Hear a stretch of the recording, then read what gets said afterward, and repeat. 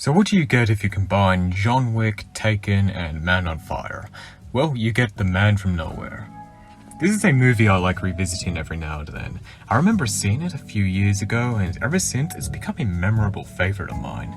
It's a movie with great action that is very slick, violent, and also has an emotionally gripping storyline at its core. I believe this was one of the films that inspired the original John Wick, hence why I compared this movie to it. I also don't see too many people talking about this movie on YouTube outside of reviews, hence why I was motivated to make my own retrospective style video on it. So with that out of the way, let's dive into The Man from Nowhere. And before we begin, I'd just like to say that I will be going into a few minor spoilers, mainly elements of the protagonist's backstory and the first half hour of this film. You have been warned, but don't worry, I won't be getting into anything too major such as the ending.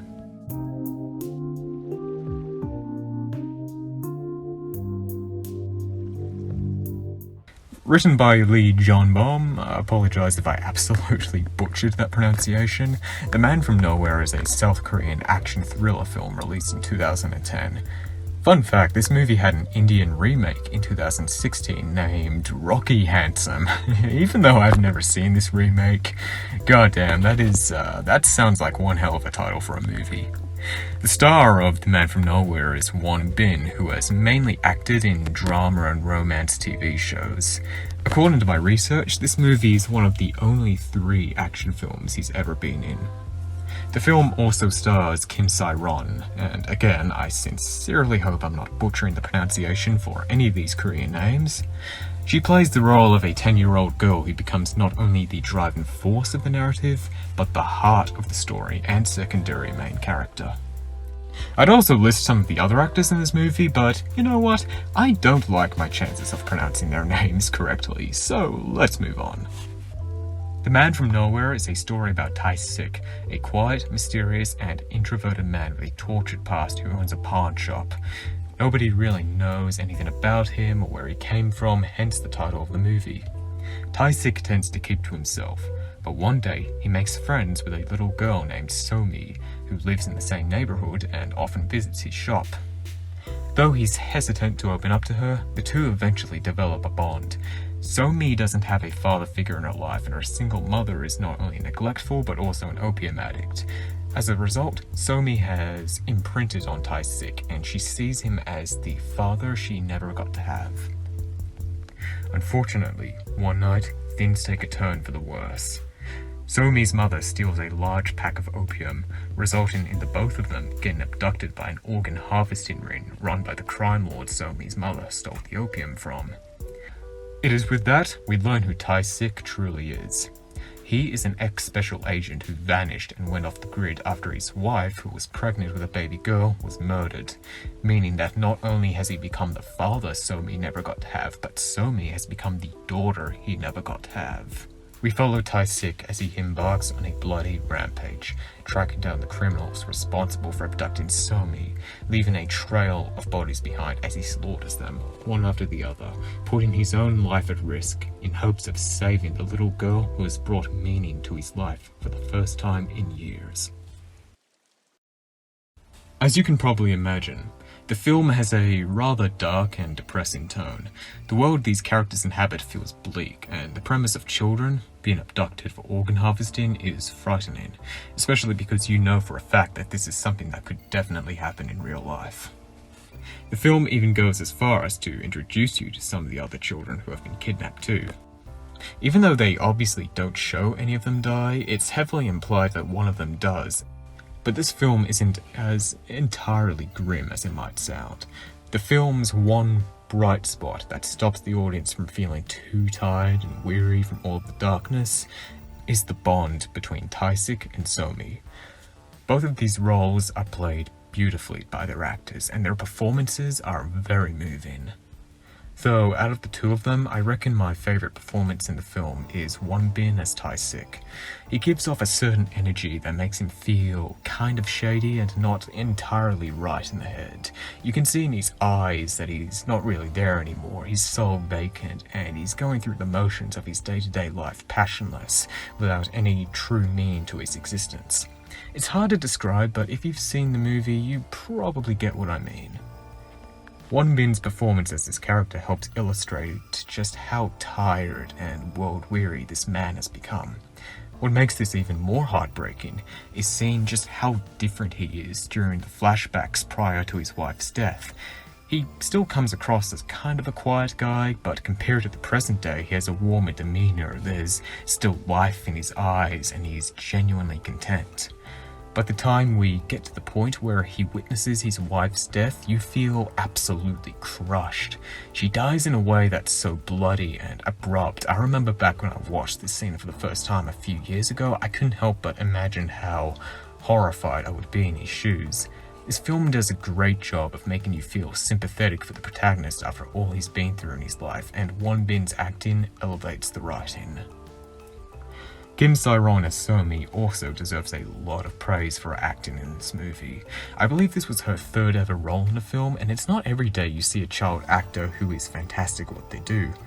I don't usually watch foreign films, so I haven't seen her in any other movies other than this, but I hope that she ended up getting a lot of fruitful work after this film came out because she did such a great job. The character-driven storyline is one of the main appeals when it comes to this movie for me, but let's talk a bit more about the story later. For now, let's discuss one of the other main appeals when it comes to this film, the action. No idea why, but I get a lot of enjoyment out of fight scenes like these. Violent, gritty, hella intense, and bloody. Should I be concerned? Maybe I was just repressed as hell growing up, who knows? It's the same reason why I'm awfully fond of the raid movies, which I might also talk about on this channel one day. The highlight for me, at least, is the final fight at the end of the movie, which I won't spoil here, but the reason why I enjoy it so much is because it's the most emotionally charged fight in the whole movie. By this point in the story, Tae-sik has reached his lowest point, his breaking point, and is completely unleashing himself upon everybody in the room with no mercy whatsoever. In this moment, he's at his most deadly and terrifying. Not to mention, the soundtrack which plays during this scene is really epic and powerful.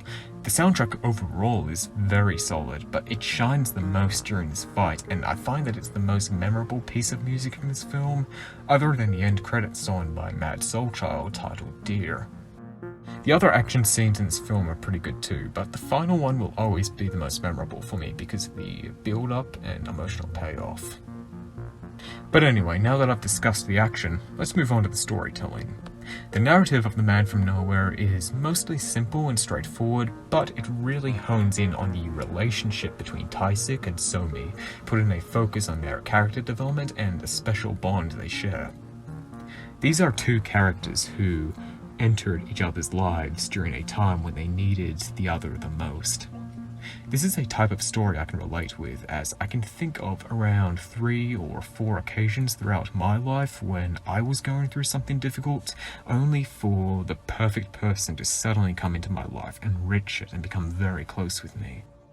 The film does a good job at not only getting you invested in the relationship between these two, but using that relationship to emotionally grip and move you.